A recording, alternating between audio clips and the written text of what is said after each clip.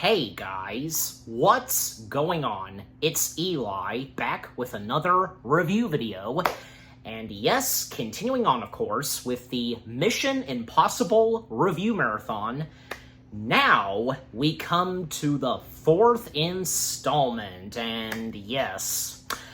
Now, the last/the third installment was really good, and yeah, things were looking pretty good for the Mission Impossible franchise, even better when the third installment happened, but the franchise would take a break, a long break after the third installment, yeah. I mean, of course, we would see the franchise very later on, and yeah, in 2011, Mission Impossible came back, still better than ever, fantastic and such, just, yeah, what more do I have to say?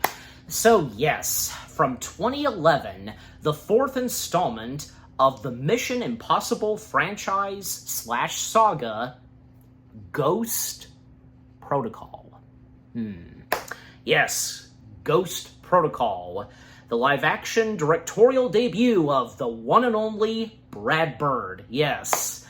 You know, it's amazing that, Brad Bird, this being his first ever live-action film he's directed, Brad Bird, who we know him best in the realm of animation, what he has done in the realm of animation from, say, The Iron Giant, Pixar, The Incredibles, Ratatouille, and after doing Ratatouille a few years later, he would get back in the director's chair, but this time in the realm of live-action, doing one of the Mission Impossible films, and yeah.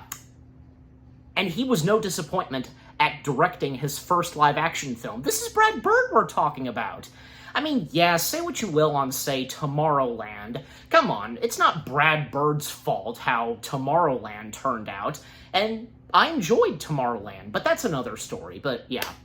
But, again, be no disappointment to doing something live-action.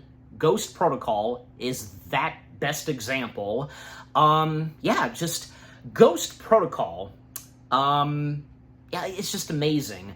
Me having seen it before, but having, doing a rewatch and, because of this review marathon, yeah, it's still a fantastic installment in the Mission Impossible franchise, with its story, the characters, a few new faces that step in, the bad guys that they come face-to-face with, and obviously there's yet another traitor in IMF, and the fact that in this installment, IMF are the ones that are being framed, and for a while in this movie, being shut down with what they're framed for and such. And who best to, you know, fix the mess and to prove IMF's innocence? None other than, well, Ethan Hunt himself. He's the only one that can handle this kind of situation, because he's Ethan Hunt. The key locations and the action, the suspense, Michael Giacchino's music and score. Giacchino, once again, doing the music and score for another one of these films. And not to mention, he would reunite with Brad Bird, because, yeah, Giacchino, having worked with Brad in the first two Pixar films that Brad directed, The Incredibles and Ratatouille. So, yeah. Yeah, and just, you know, the intenseful moments and moments were just like, ugh, because, you know, like I've been saying, the Mission Impossible films always great at getting us on the edge of our seats and, oh my gosh, what's going to happen? And when taking down the bad guys, just, ooh, yeah. Yeah, just overall. The fourth installment, it's fantastic. Another masterpiece in the franchise, and yeah, I would say, without a doubt, it is in my top favorite Mission Impossible films. But yeah, overall, it is fantastic. Okay, so, as always, now that what I've had to say, the first things I've had to say and such, with that out of the way, read the description / the story. Blamed for a terrorist attack on the Kremlin, Ethan Hunt and the entire IMF agency are disavowed, by the U.S. government, while the president inditates, if I'm even pronouncing that right, but again, you know me sometimes, the Ghost Protocol, hence the title of the film. Roll credits. Forced to go off the grid, left without resources or backup, Hunt must somehow clear the agency's name and prevent another attack. Complicating matters even more, Ethan must undertake the impossible mission with a group of fellow IMF fugitives whose actual motives are suspect. Okay, so, with that out of the way, reading the description / the story, just a little quick bit of background, because, yeah, Brad Bird's involvement in Mission Impossible. Well, interestingly, Brad was in contact with Tom Cruise even before Brad got attached to helming the fourth installment. And Tom, whom, was in contact with Brad, very impressed with Brad's work, like everyone else, especially when it came to, say, The Incredibles. And yeah, I mean, it's clear that Tom Cruise loved The Incredibles and what this guy, Brad Bird, did and brought to, one of the top gems of Pixar animation, which being The Incredibles. And at some point, yeah, considerations for Brad being involved in something live action, and in this case, Mission Impossible. Now, that was clearly something, and is, up Brad's alley, because what he brought to The Incredibles, because the action, the suspense, and, because seemed very fitting for Brad to be a part of the Mission Impossible family and to direct one of the next future installments. And even when J.J. Abrams had stepped in, even after directing the third installment, he texted / reached out to Brad, which was really funny, if you know about that. And, when it came to the fourth installment, thus, Brad was given the director's chair, even after, say, a previous director who was originally attached to do the fourth installment dropped out. So, yeah. So it's a good thing, and we should all be thankful that Brad got to helm a Mission Impossible film, and this being the fourth installment. Because, again, what was brought to the fourth installment entirely, just, yeah. And like I also said, this also reunited with, this film also reunited both Brad and Giacchino. Also, this is the first of the two Mission Impossible films where Skydance Productions and, most notably, Bad Robot, J.J. Abrams' production company, were involved doing the Mission Impossible films. Just this and the next one after, Ghost Protocol. And, like I said in my review of the third film, that was interesting that J.J. Abrams, whom directed the third one, his company Bad Robot not being involved. Well, there's a reason, but yeah, I just find that really interesting. I mean, J.J. Abrams, he was still attached to the fourth film and being a producer, obviously. So yeah, well, because why else would Bad Robot be involved? But all right, anyways. But yeah, all right. So with some background out of the way, best I can say, get into the film itself. The way the movie opens, well, already off to a good start, and as we would expect in these films, action and suspense. Well, an IMF agent named Trevor Hannaway, being played by Josh Holloway, making an escape and getting away from these bad guys and shooting some of them, and up until, and because he's using a device that can identify the incoming people and such, there's one whom assassinates Trevor, shooting him. And yeah, so much for Trevor, because we don't get that much of Trevor. Only, say, after he's killed, we would get a few, flashbacks on the occurrence of what was going on at the start of this movie, what he was doing. And this girl whom killed / shot Trevor is assassin Sabine Moreau. Yeah, I think I kind of said that correctly, but again, you know me sometimes. Being played by the lovely, talented Lee Sedux, if I am pronouncing her last name right, but yeah. But we know who she is, of course, and most notably, being in the last two installments of the James Bond films with Daniel Craig. Yeah, but more than that. She's done more than that, of course. Again, great and talented actress. She steals what Trevor had, this file case of Russian nuclear launch codes, yeah, and she's going to give them to a man that she only knows by going the name Kolbat. Yeah, I think I did pronounce that right. Meanwhile, right after that, again, what a way to start up this movie, we then see Ethan. Yep, Ethan, once again, Tom Cruise. His situation is being in a Moscow prison. The reason being is because he's to bring in and to get out of the Moscow prison a guy by the name of Bogdan, whom happens to know some information and to get to whom the guy they're going after, Kolbat, yeah. And Bogdan being played by Miraj Gribek, if I'm even pronouncing his full name right, but yeah. But yeah, that whole sequence in the Moscow prison, and not to mention that Ethan didn't really know what they were doing when they showed up. The other IMF members, one of them being Benji. Yep, of course, we get Benji once again, and by this movie, he's gone big time, and even when he establishes that to Ethan, you know, now that he's joining in the action. And Benji, of course, once again being played by Simon Pegg, and a new IMF member, whom is a part of the team, Agent Jane Carter. Yeah.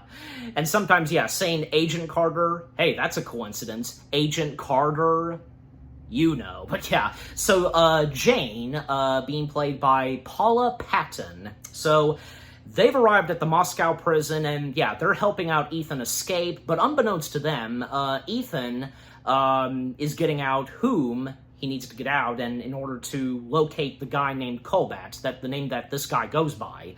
And again, just that sequence was great, and the fact that Benji, being the computer guy, able to hack into the prison systems, opening the prison cells, and playing a Dean Martin song, How Lucky Can One Guy Be, as obviously for some distraction. And it was pretty funny because Ethan was trying to tell Benji to open one specific door because he has to get to, you know, the guy he needs to get out as well. And yeah, again, this is unbeknownst to Benji and Jane, and eventually, yeah, because Benji, obliges and proceeds with what Ethan, orders him to do and such, and yeah, like, from getting Bogdan out and getting through some of the security guards and the prisoners, just, yeah, up until, yeah, they make their way out, and thanks to Jane, causing one part of the grounds of the Moscow prison to explode, and yeah, going down, and they escape and such, and yeah, and yeah, this wasn't like to Ethan that, like, he didn't expect them to rescue him, like, yeah, he had no idea that this was a rescue mission and such, and when he also explains to them on Bogdan and yeah, what he needed to get Bogdan out for. And again, because to locate the guy they're going after. And also, the opening credits, because, yeah, like the match, as Ethan says to Jane, and yeah, the Mission Impossible theme playing, and the match lighting, and as the credits roll, that was really awesome. Yeah, great way to open the film, and when it comes to the credits and Giacchino's music and score, of course, awesome. Yeah. So after that, yeah, thankfully, they escape, and with what Ethan finds out from Bogdan and injecting him with something, just, yeah, and dropping off Bogdan to another vehicle, obviously IMF, so yeah, that was funny. And eventually, yeah, because mission accomplished on that, but yeah, when they get up to one place where there's a telephone box, there's a mission that, Ethan is being offered to. So basically, the mission that Ethan is assigned to, along with Benji and Jane being with him, being his team, to go to the Kremlin to get more information on Cobalt. Yeah, Cobalt. I said that right. And yeah, in the phone booth, because, yeah, and, of course, this message will self-destruct, and yeah, Ethan, putting the phone away, backing away, walking off, but nothing's happened, and he actually is like, he walks back and to see if it did go off and if anything's gonna happen, And it does, yeah. At least it wasn't a huge explosion or anything, just, yeah, a harmless explosion. So, now they make their way to Kremlin, and yeah, that whole sequence where they're in Kremlin, Ethan and Benji, they're disguised as higher-ups at that location, like Ethan is disguised as a general and such, while Jane, she's outside the Kremlin. She was, holding a red balloon, accidentally let go of it on purpose because there's a camera to it. The balloon at one point pops because it's near like a air vent, on top of the roof, and making its way inside of the Kremlin. And yeah, with Ethan and Benji making their way and setting up a giant, projection screen, and to fool one of the security guards that, yeah, he's looking at the hallway. Yeah, which is really cool. Even, say, when their cover is almost blown when Benji gets in the way and just, he ducks quickly. And and also the fact that the camera to the projection can follow the security guard's eyes. So it looks like, yeah, because you see, yeah, that's clever. So, with that working in progress, Ethan making his way further into the Kremlin to get more information on Cobalt. Yeah. But, out of nowhere, the frequency to Ethan, Jane, and Benji, which is also being transmitted, those at Kremlin can hear this. Someone is piggybacking the signal. And I think, yeah, we know where this is going, and yeah, and clearly this has to be Cobalt, right? Yeah, and obviously, Whom being a traitor in IMF, and yeah, that's who it is. And turns out that, yeah, Cobalt is, guy by the last name Hendricks. Yeah, Hendricks. Kurt Hendricks, that's right. And Kurt Hendricks, being played by Michael Nevicus. I probably am butchering his last name some, but I'm sure you know who it is that, I'm talking about. You've seen this movie, so you know. Yeah, so it's obvious, probably where this is going. Yeah, Hendricks is about to frame, again, piggybacking on the sequel / the frequency, those at Kremlin can hear this, yeah, to frame IMF, and, well, Ethan and the others, they abort the mission, and just in the nick of time, when Ethan makes his way out, I think, yeah, almost the entirety of the Kremlin is blown up because of Hendricks. He placed a bomb, and yeah, Kremlin starts to explode. Thankfully, yeah, I mean, not everybody died from the explosion, and yeah, Ethan didn't, because he got wounded from the explosion, when stuff was flying, and he got hit, and yeah, he finds himself in a hospital, and there's no sign of Jane and Benji. Well, obviously, they made it out in time, all except for Ethan, who finds himself in the hospital, only to find out that in his hospital bed, he's handcuffed because, yeah, he's charged. Of course he is, yeah. Charged for, the explosions that occurred in the Kremlin. And, yeah. And an agent by the name of Sidorov, yeah, being played by Vladimir Moskov. I hope I'm pronouncing his last name correctly, maybe, but yeah. Yeah. He has, Sidorov has no idea that Ethan's framed, and yeah, and doesn't know that Ethan is the innocent, okay? Has no idea whom it really was that caused the explosion, so yeah, it's one of those that we sometimes get in these kind of movies. But then, and of course, well, obviously Ethan always finding a way to escape, and yeah, and the situation he's in, and yeah, finding a way to escape from his hospital bed, and, to get away from Sidorov, and yeah, and then Sidorov finds Ethan outside of the window of the hospital building, and we see Ethan shirtless, barefoot, only has pants on, and it seemed like at one point, and yeah, and thankfully Ethan didn't think of doing it, jumping in a dumpster. Yeah, even Sidorov was kind of encouraging him to do it, just lighting a cigarette and just, it's funny. But, thankfully, when an incoming van approaches, Ethan then takes his pants belt and, places it on a wire, slides down, and yeah, he escapes and away from Sidorov. Then at one point, and later that evening, he meets up with the IMF secretary, uncreditedly, played by the late Tom Wilkinson. And for all of us Batman fans, and especially those of us who, you know, have enjoyed Christopher Nolan's take on Batman, Falcone. Yes, that's him. But of course he's done more than that. You know, great actor, and yeah. And even though we don't get that much of him as an IMF secretary in this, still, he was no disappointment. So again, Ethan meets up with the IMF secretary, just simply named the IMF secretary, but also we get the introduction of a new addition to Ethan's team. Enter Brandit, played by good old Jeremy Renner himself, aka Hawkeye. Yes. So, yeah, the IMF secretary breaks the news to Ethan that Ghost Protocol has been ignitioned and such, and yeah, things have gone downhill for the IMF, being framed for what happened at the Kremlin, and yeah, all hope is lost for IMF and for Ethan and his team.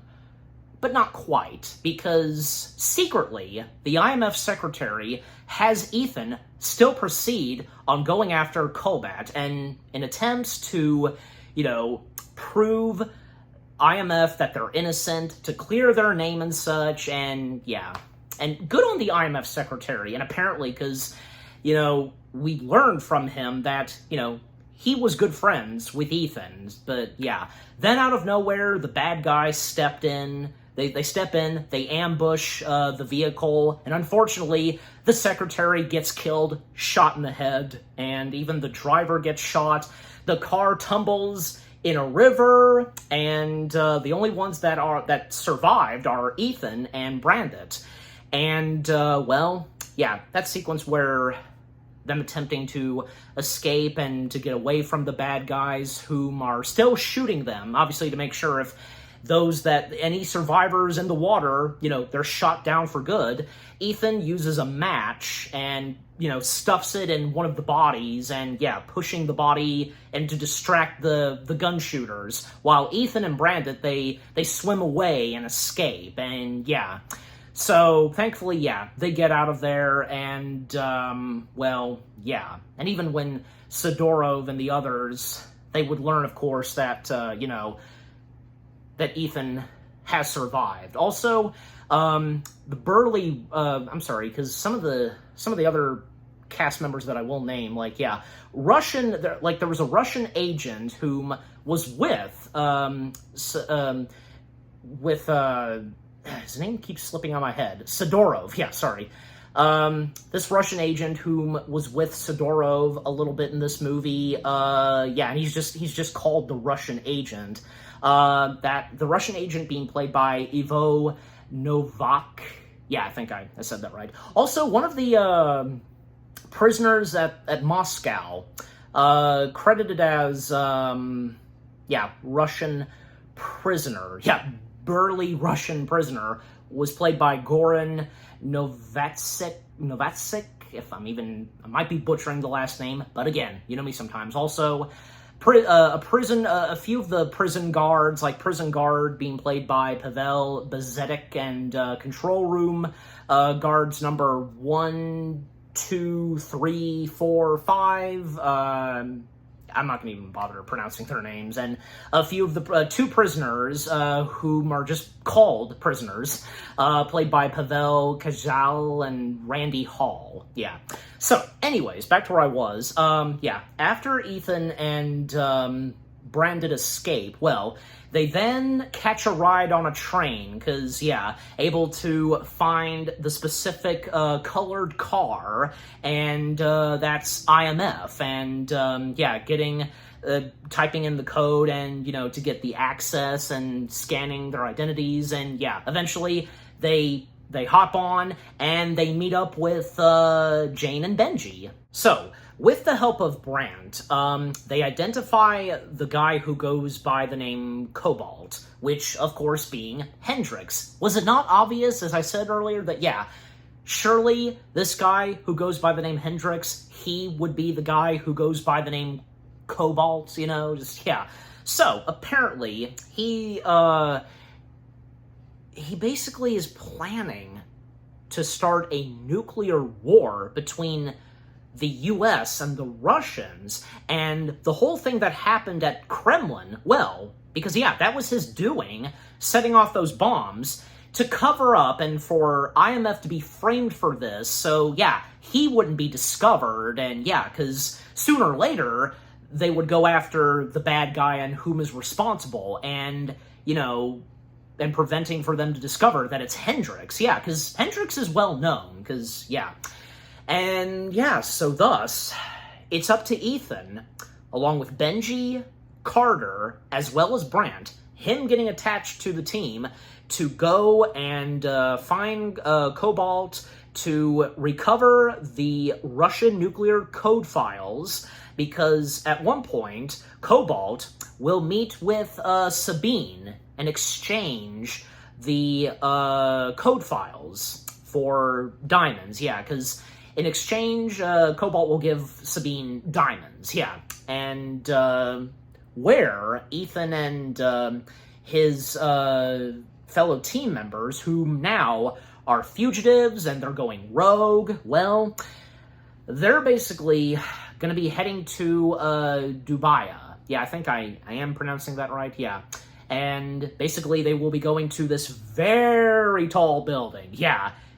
We've seen the tall building in that movie. Oh, yeah, because, oh man, talk about the suspension and which will happen and what is to come later on in this movie, because, oh yeah, because when they get to Dubai, yeah, when they get there, just overall, my point being is that there's a lot of great moments that happen while they're there.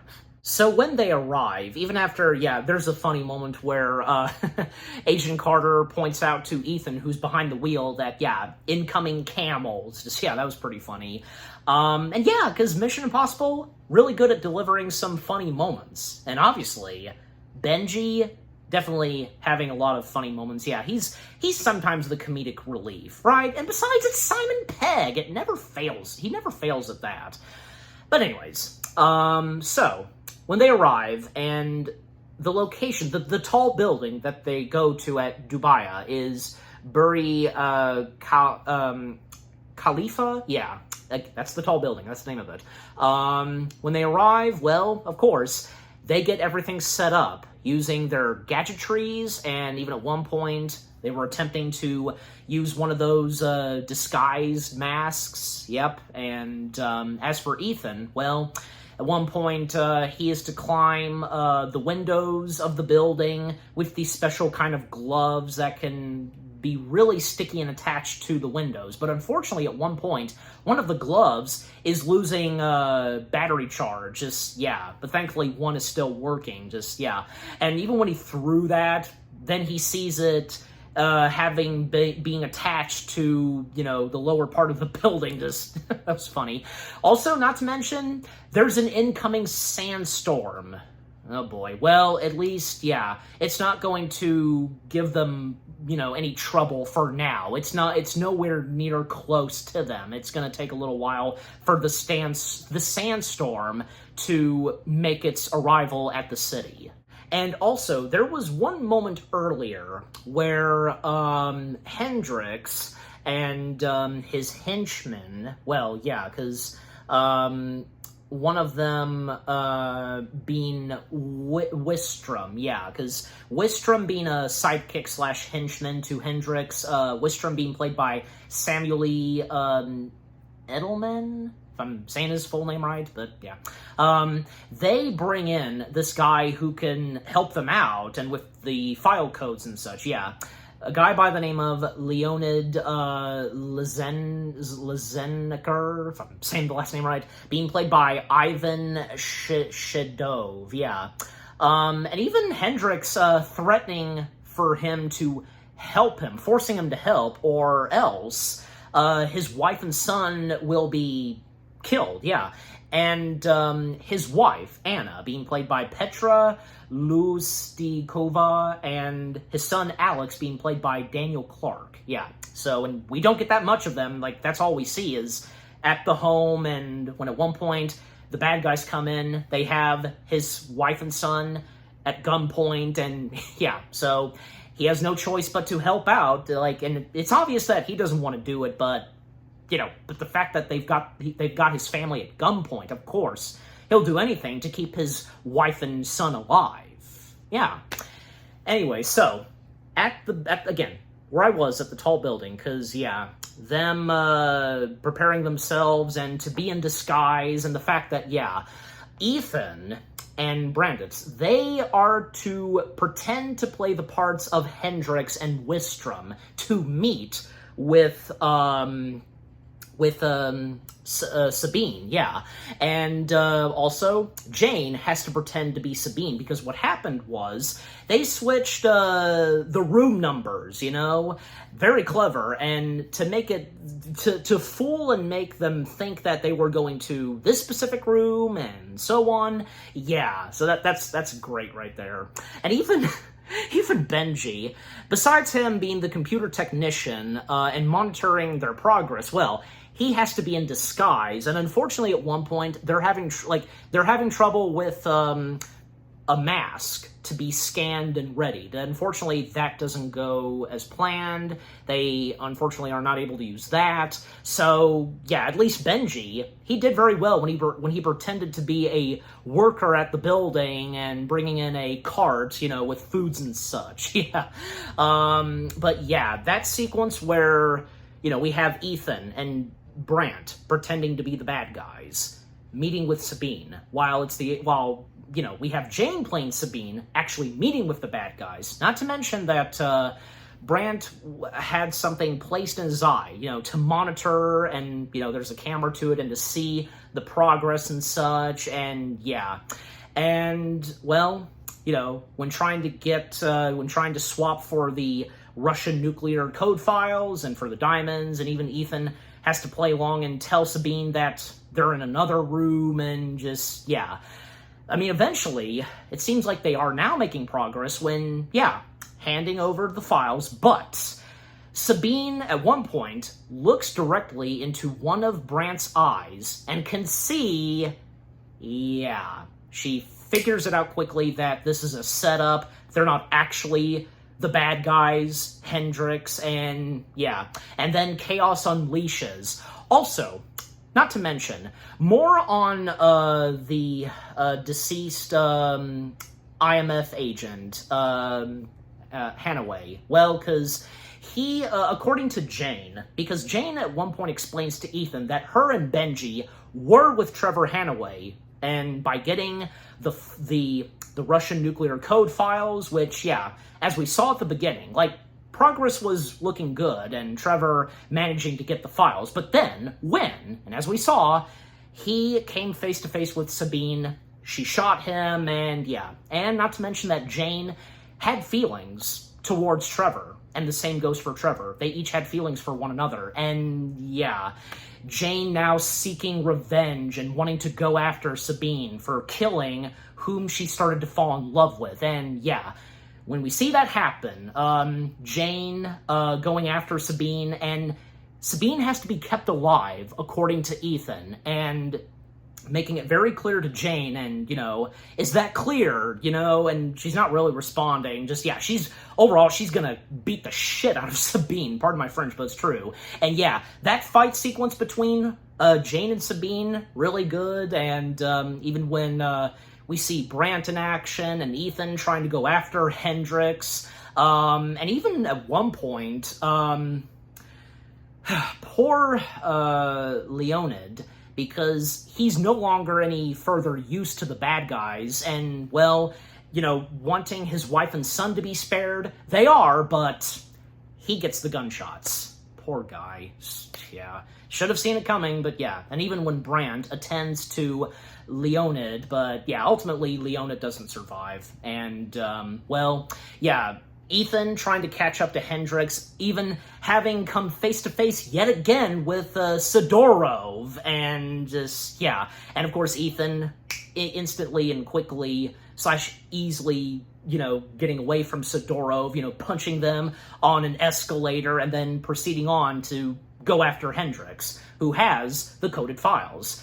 And coming back to Jane and Sabine, yeah, the fighting that they do, and even when at one point, Sabine is at gunpoint, she's, now captured. But that doesn't last long when Jane hands over the gun to Benji to keep an eye on Sabine. But yeah, Sabine being very quick to beat down Benji, and then yeah, another fight between Jane and Sabine, and up until when Brandt steps in, has the gun pointed at Sabine, and Jane, I think, not fully intentionally, but still, kicking her out of the building, kicking her, with her foot, and, she goes falling from the building, from a broken window, because earlier, Ethan, after what he was doing that had to do with the gloves, he was using a fire pole, which was not long enough to get back to the room that they were in, and, had to break down the glass and fly his way into the building, and yeah, that broken window with no glass, yeah, that's where Jane, she kicks Sabine, and yeah,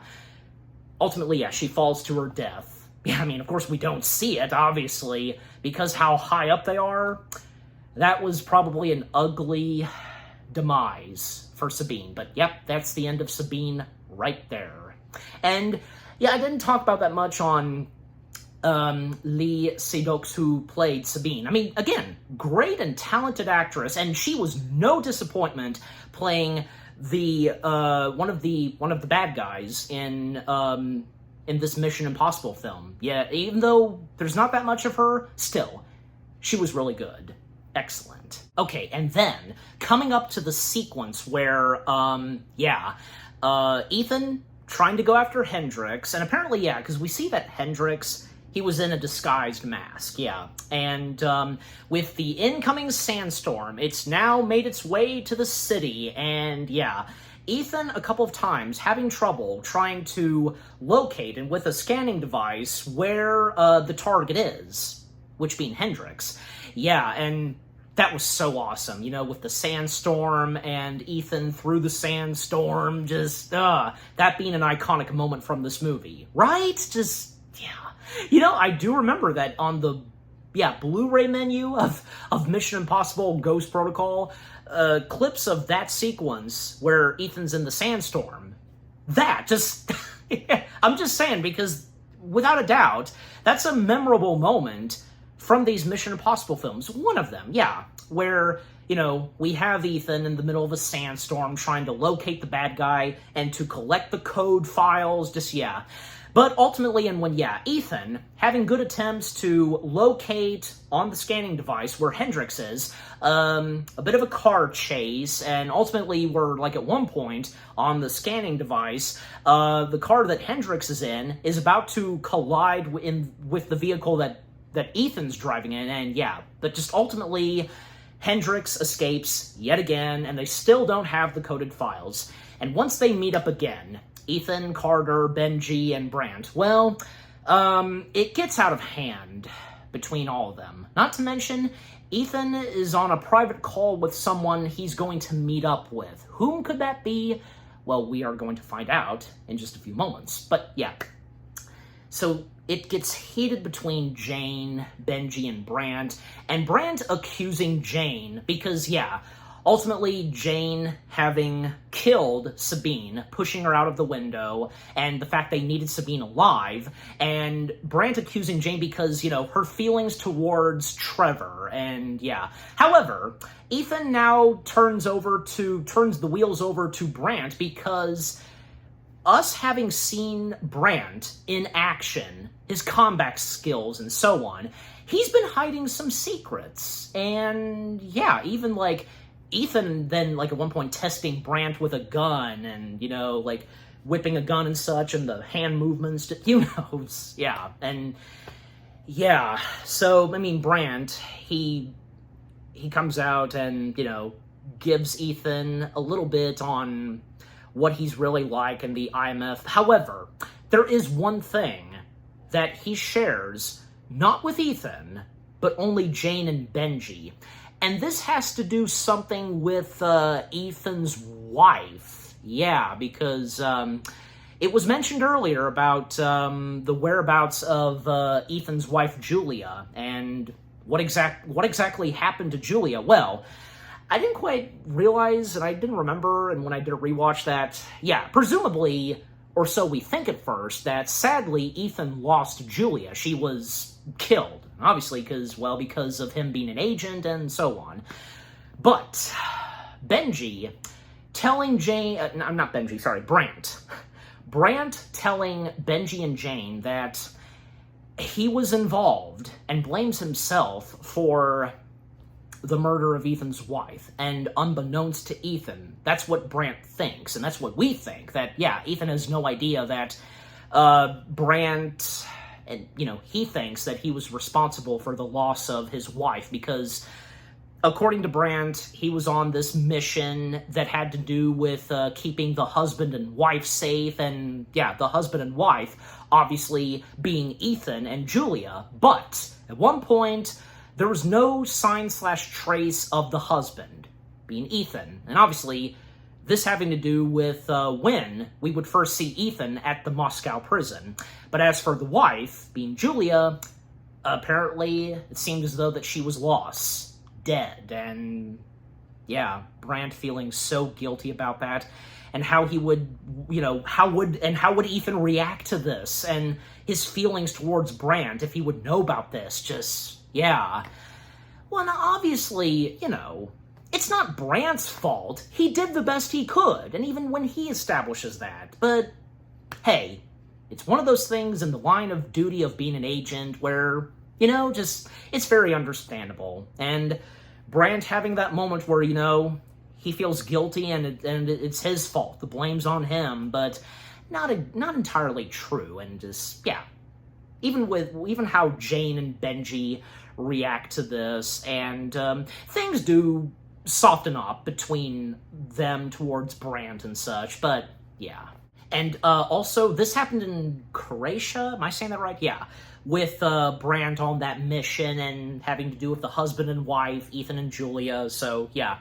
And because of the loss, supposedly the loss of Julia, that's what Brandt and us, the audience, think, well, that's one of the big reasons why Brandt, he stepped down being a field agent and did something else in the line of duty at IMF, and hiding his martial and combat skills, just, yeah, staying away from that and doing something else, just, yeah. But again, it's understandable that even though he feels guilty, he's really not responsible for the loss of Ethan's wife. Again, so we think, but I'm sure you guys know by now that, yeah, Julia isn't actually dead.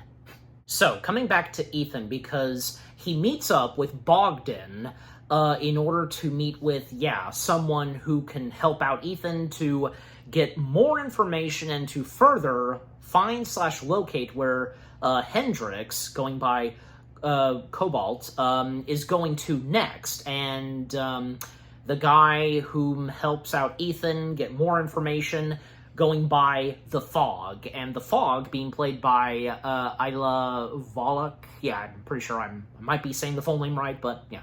And basically, Hendrix will be going to Mumbai to meet with this one guy to get access, to, make a deal and to get access to the Soviet satellite and such, Guy by the name of Buri Nath. I hope might be mispronouncing the first name, but yeah, I'll just go with Nath.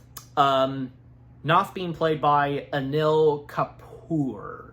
I am pronouncing that right, but yeah. Yeah, so after that, and everything went well, getting further information where Hendrix is going to be at. And by the way, Mumbai, which being in India. So, Ethan once again meeting up with Benji, Carter, and Brandt. They get a jet and some equipment, thanks to, Ethan's new friends, technically. However, the Fog did reach out to whom is going after Ethan still, which of course being Sidorov, yeah. The Fog reaching out to Sidorov on, the American that Sidorov is trying to go after and where he's going to be going to next, which of course being in Mumbai. So, when they arrive in Mumbai, and at Nath's palace, I guess you could say, there's a party going on. Well, of course, Ethan and his team, in character, not to mention that, we have Benji helping out Brandt get further into the building to, well, get the codes and such that Jane is going to do to, try to get out of Nath, because, Jane playing the part where she tries to flirt and seduce Nath, and being, trying to hook up with Nath and such. And Nath, I mean, of course, he's going along with this pretty well. Even like when, Ethan, he kind of plays in, and even when Nath notices Ethan, Jane telling Nath that, a business friend, co-worker. But yeah, I mean, that whole sequence and like how Jane interacts with Nath is pretty funny, and with what Nath is like, and even wanting to show Jane his art collection, like the art and such in his place, and even when it leads up to Nath thinking that he's gonna, bang Jane and such. So yeah, and also with Benji and Brandt, it's pretty funny, and the gadgetries that they have, and in order for Brandt to get further in, and what he has to do specifically, that was pretty funny. And besides, Brandt not really doing this, and because he stepped down being a field agent, it shows. Alright, but to speed things up some, eventually, and when it seems like they're making good progress, but in like the tight situations they're in, especially Brandt, like, he's in this like specific suit where this device on wheels, it keeps him floating, magnetic or something, and the fact that Brandt has to get through like this air vent and just this propeller, Chief Louise, but thankfully, of course, he does survive. And Jane, she succeeds on, grabbing Nath and getting him to talk, I think, gunpoint, to give out the numbers because of the codes and such, and, hopefully before Hendrix, uses the satellite and so on to, in order to launch a Russian nuclear missile. But unfortunately, they're too late, and a nuclear missile is launched, and it's making its way to San Francisco.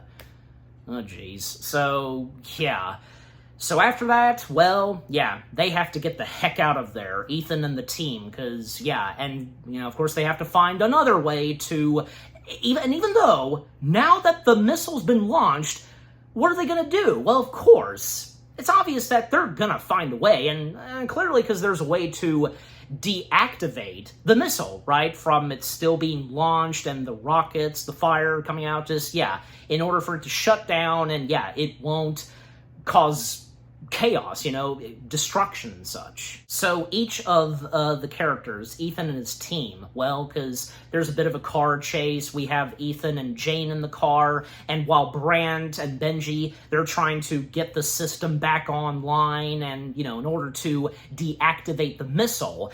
And even when, and still, to speed things up some, because Ethan and Jane eventually catch up and find Hendrix and Wistrom.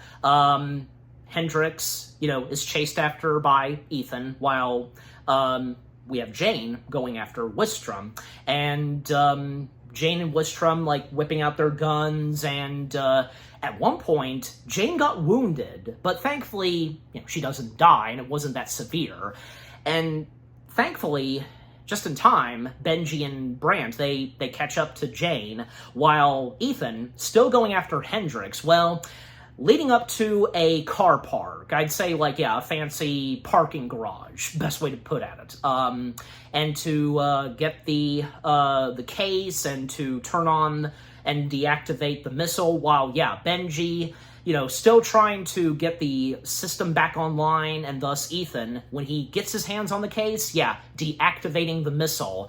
And thankfully, when it comes to, say, Brandt having to go after Wistrom, Wistrom is taking down Brandt, but thankfully, and nice on Benji's part, he steps in, and he gets a bit of taste of action by killing one of the bad guys. Good on Benji, yeah.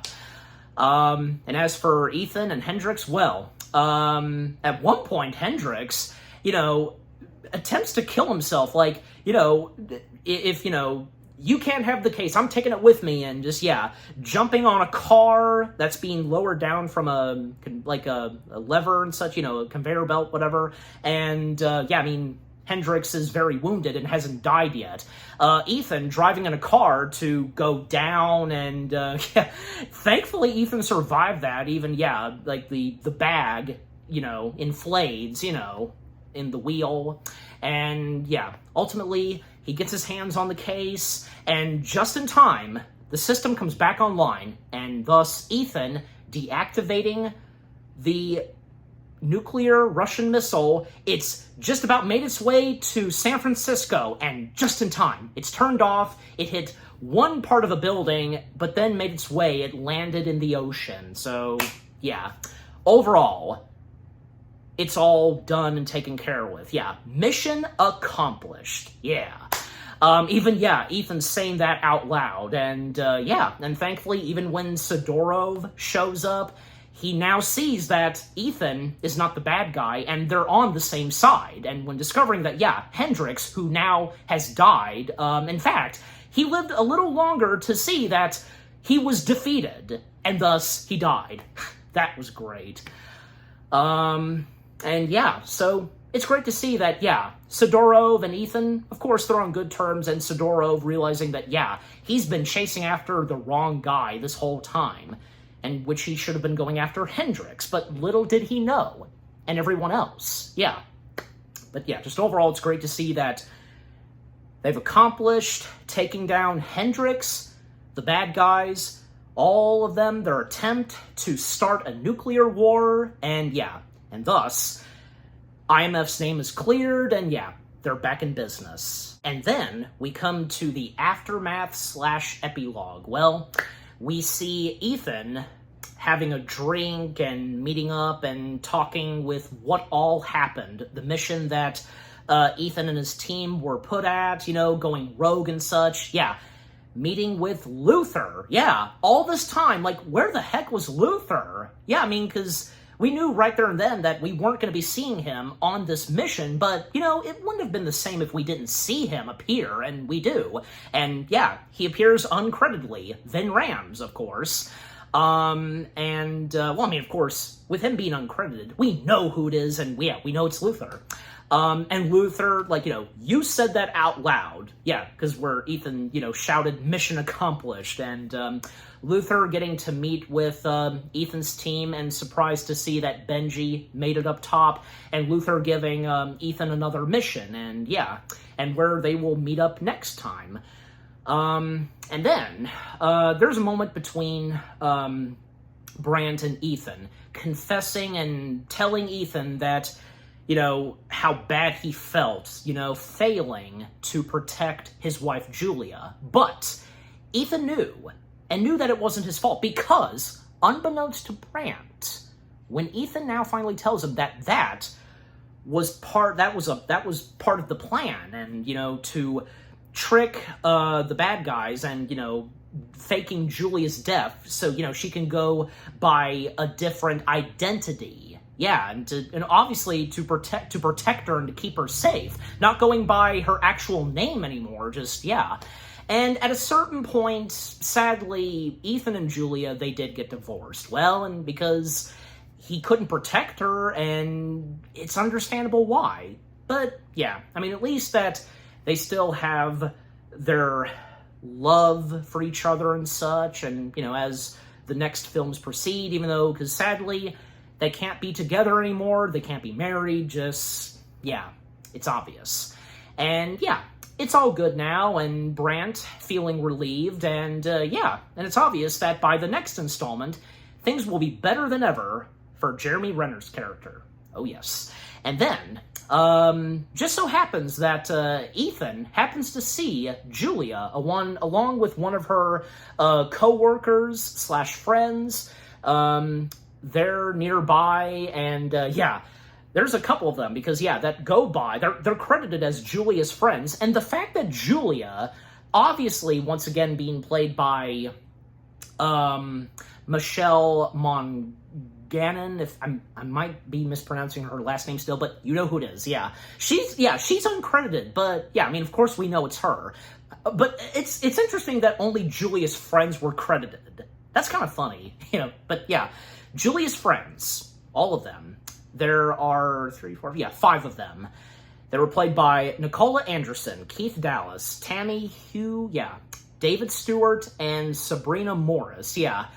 They're all her friends, but also, clearly, they're fellow co-workers, because, you know, she's a nurse, so yeah. So they happen to be in San Francisco, yeah, and, well, at one point, because they're far away from each other, yeah, because she's making her way into a building, she happens to spot and notice Ethan, and yeah, she's happy to see him, and he's happy to see her, yeah. And after that, well, Ethan, he's now being called for another mission, yeah, as he puts on his jacket and puts his hood over his head. Yeah. There's another mission for him, and, yeah, leaving us off for more new adventures, you know, more missions that are impossible, but somehow, you know, managing to accomplish those missions that are impossible. Yeah, Ethan, of course, so, yeah, and that was a great way to end it off, yeah, again, him being called up for another mission, and as he walks off, and there's a bit of, you know, fog and such, and the way, and he vanishes, he disappears, like, oh, that was awesome. Yeah, what a great way to end off the 4th installment, right there, just, yeah. Mission Impossible Ghost Protocol, excellent. It's definitely one of the top best films in the Mission Impossible franchise / saga. Literally, yeah. Everything about Ghost Protocol, from beginning to end, the story, the characters, new faces that step in, a few new team members of Ethan's, the fact that the situation that they're put in, IMF is framed, they go downhill, and because of, you know, Hendrix, and yeah, the bad guys in this Mission Impossible film, the locations they go to, the action, the suspense, the funny and emotional moments, Brad Bird's direction, Giacchino's music and score, great moments from Ghost Protocol, the fighting and action, and great chemistry and character-driven for these characters. Yeah, just what more do I have to say? Overall, Mission Impossible Ghost Protocol is a Mission Impossible film masterpiece, without a doubt. And I'm giving Ghost Protocol, well, what the heck, if it's not obvious, 10 out of 10 stars. Yes, 10 out of 10 stars for the 4th installment of Mission Impossible Ghost Protocol. And what about you guys? What did you think of the 4th installment of Mission Impossible itself, Ghost Protocol? Is it one of your top favorites in the Mission Impossible franchise? Were you amazed? And, you know, when you first learned that the same dude who brought us The Incredibles, you know, was the director of this, and what was brought to the 4th installment with its storyline, its cast of characters, the main antagonists of this Mission Impossible film, the locations they went to, the action, the suspense, the fighting sequences, and, you know, with the characters and new faces that step in, did you get some good laughs and get a bit emotional? Just, yeah, just overall, what do you think of Mission Impossible Ghost Protocol itself, and with what I've had to say, my review, and yeah, what did you think of my review?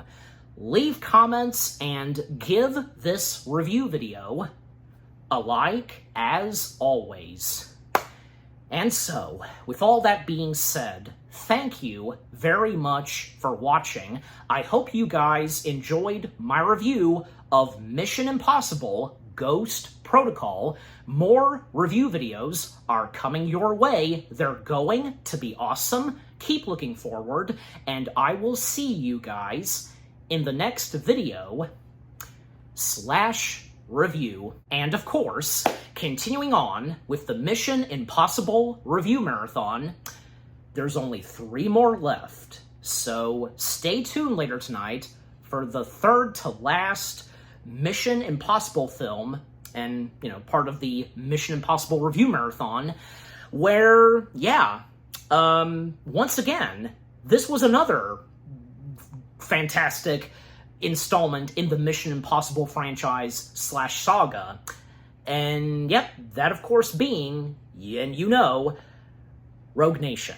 Yes. So again, stay tuned for that. Take care, and peace out.